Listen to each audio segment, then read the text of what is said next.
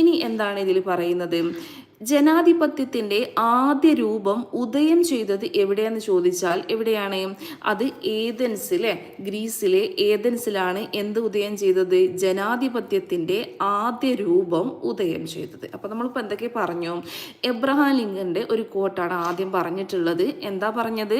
ജനങ്ങൾക്ക് വേണ്ടി ജനങ്ങളാൽ നടത്തപ്പെടുന്ന ജനങ്ങളുടെ ഭരണമാണ് ജനാധിപത്യം എന്ന് പറഞ്ഞു. ജനങ്ങൾ നേരിട്ടോ അവർ തിരഞ്ഞെടുക്കുന്ന പ്രതിനിധികളോ ഭരണപരമായ കാര്യങ്ങളിൽ തീരുമാനമെടുക്കുന്ന സംവിധാനത്തെ എന്താ പറയുന്നത്? അത് ഡെമോക്രസിയാണെന്ന് പറഞ്ഞു. ഈ ഡെമോക്രസി എന്ന പദം ആദ്യമായി ഉപയോഗിച്ച പുരാതന ഗ്രീക്ക് ചരിത്രകാരനാണ് ഹെറോഡോട്ടസ്. ഡെമോക്രസി എന്ന വാക്ക് രണ്ട് ഗ്രീക്ക് പദങ്ങളാൽ രൂപപ്പെട്ടതാണ്. ഒന്ന് ഡെമോസും മറ്റത് ക്രാറ്റോസും. ഡെമോസ് മീൻസ് എന്താണ്? ജനങ്ങള്. ക്രാറ്റോസ് എന്ന് വെച്ചാൽ അധികാരം. മനസ്സിലായല്ലോ? ഇനി ജനാധിപത്യത്തിന്റെ ആദ്യ രൂപം ഉദയം ചെയ്തത് എവിടെയാന്ന് ചോദിച്ചാൽ ഗ്രീസിലെ, അതായത് ഗ്രീസിലെ